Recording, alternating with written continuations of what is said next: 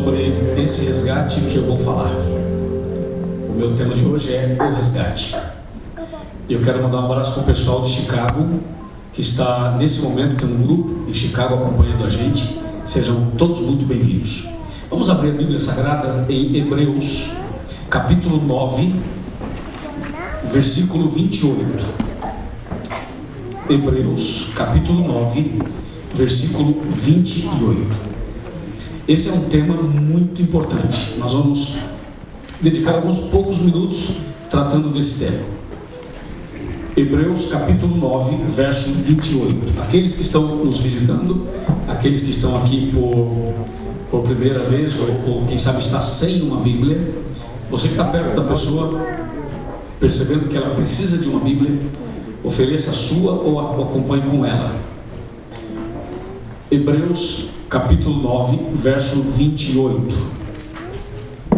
A palavra de Deus diz assim: assim também Cristo, tendo se oferecido uma vez para sempre, para tirar os pecados de muitos, aparecerá segunda vez, sem pecado, aos que o aguardam para a salvação.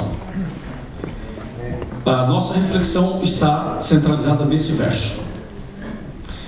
Depois vamos ler outros versos, mas esse aqui é o verso base. Esse versículo, irmãos, ele fala da primeira vinda e fala da segunda vinda de Jesus. A primeira vinda de Jesus já aconteceu.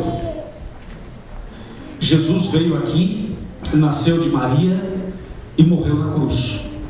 Depois ressuscitou e retornou para o céu, e agora está lá e intercede por nós. Em breve Jesus voltará. Mas antes da gente falar da volta de Jesus, vamos falar da primeira vinda. E a pergunta que vem à nossa cabeça é a seguinte: por que Jesus morreu na cruz? Bom, essa pergunta que eu estou fazendo pode ser uma pergunta muito comum, e talvez você já ouviu essa pergunta e as respostas várias vezes. Mas nessa noite eu queria que você prestasse bem atenção. Por que Jesus morreu? Jesus morreu simplesmente e assim, de uma forma muito simplória, respondendo a pergunta, para nos salvar, e aí Jesus na cruz nos salvou, e alguém diz: sim, é isso que aconteceu. Ele morreu na cruz e nos salvou. E se você perguntar para os evangélicos: Jesus nos salvou na cruz? Todos vão dizer: sim, ele nos salvou na cruz. Mas se você falar isso para uma pessoa de fora, uma pessoa que não estuda a Bíblia, uma pessoa que não conhece a Bíblia, e se você falar para alguém: Jesus nos salvou, sabe o que a pessoa vai te dizer? Como assim nos salvou? Me salvou do quê? Se eu estou desempregado? Me salvou do quê? Se a minha mãe está doente? Que salvação ele trouxe? Se eu tenho dívidas para pagar? Que salvação é essa que a gente está aqui nesse país e não consegue resolver os problemas que tem que resolver? Como é que me salvou? Do quê? Como? Eu não entendo. Então essa pergunta, o que aconteceu na cruz, é uma pergunta importante. Para nós cristãos é muito fácil dizer assim: na cruz Jesus nos salvou, e todos diriam amém, não é verdade? Mas aí vem a pergunta daqueles que são mais coléricos e daqueles que não têm estudado tanto a Bíblia e que não têm o costume de estar na igreja sempre. Você para e pensa: bom, Jesus me salvou, mas como é que me salvou? Essa noite eu não dormi bem, né? Meu filho não está legal, minha filha não tá bem, meu marido, minha esposa, que salvação é essa? Então a pergunta continua. Jesus morreu na cruz, veio a primeira vez para morrer na cruz, para nos salvar, mas salvou do quê? Ou não salvou? Aí tem a questão, e você vai dizer: claro que salvou. Irmãos, para que não haja dúvidas, foi assim. Imagina você que o nosso planeta tenha sido sequestrado. Vamos entender o assunto usando uma linguagem comum aos seres humanos, a linguagem do sequestro e do resgate. Lembre-se que o meu tema é o resgate. Então veja, imagina que o nosso planeta tenha sido sequestrado, e de fato ele foi. O sequestrador é Satanás. Os sequestrados somos nós. E o resgatador é Jesus. Então, diante desse quadro, para um pouquinho e pensa o seguinte: então Jesus veio para nos dar ou nos trazer o resgate. Mas você sabe que o resgate tem um processo. Um passo do resgate é pagar o preço. O outro passo do resgate é a pessoa sair do cativeiro. E um outro passo no resgate é a pessoa voltar para casa.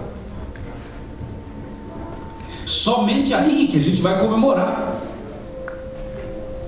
Então ouça, o que aconteceu na cruz? Na cruz, Jesus pagou o preço do resgate. Foi isso que ele pagou. Na cruz, Cristo pagou o preço do resgate. Aí vem a pergunta: qual foi o preço? Quanto custava o nosso resgate? E eu gostaria que vocês prestassem muita atenção. Os que estão aí meio distraídos, por favor, levanta a cabeça, firme aqui, olha para mim, porque vamos falar uma coisa muito séria agora e muito importante. Veja só, quanto foi pago na cruz? O que significou aquele preço pago por Jesus? O resgate, o valor do resgate. Vamos analisar de dois ângulos. E essa análise que vamos ter de dois ângulos vai ser uma análise psicológica também. Vai mexer com os nossos psicológicos, nosso psicológico, nossa maneira psicológica de ver as coisas. Deixa eu perguntar um negócio para vocês. Se o ladrão sequestrasse você, quanto ele pediria por você para te liberar? Quantos dólares?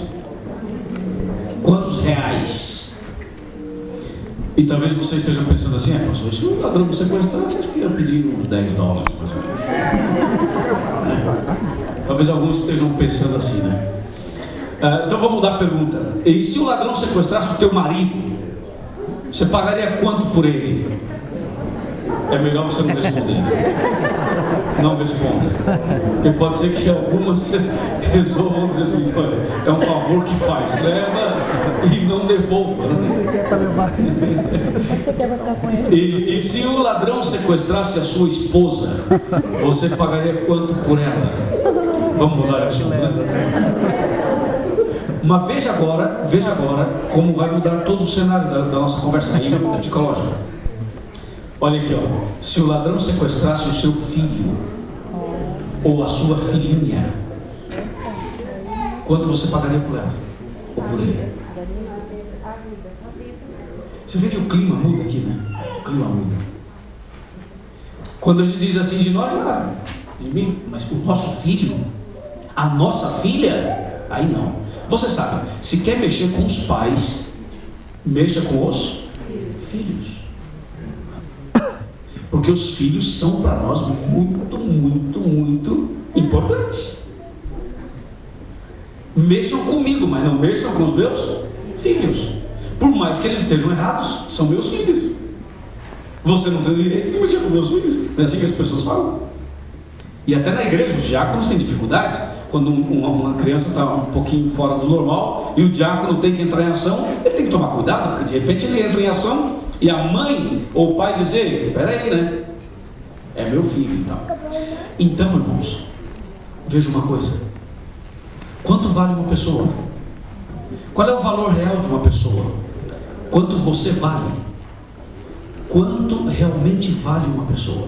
Se você perguntar a um médico, o médico vai te dar um preço. Por exemplo, quanto custa para fazer um transplante de dente? Quanto custa para uma mulher ter um bebê num hospital particular, pagando todo o sistema, todo o tratamento, todo o parto, tudo que vai acontecer lá? É caríssimo. Quanto custa para fazer um transplante de rim? Quanto custa para fazer uma cirurgia, alguma coisa em qualquer parte do corpo? Vai analisando quanto custa uma pessoa, quanto vale uma pessoa. Se você perguntar ao médico, ele vai te dizer: ó, para mexer na orelha, para mexer aqui, para mexer ali, custa tanto e tanto e tanto. E tu calcula quanto é o negócio. É muito dinheiro.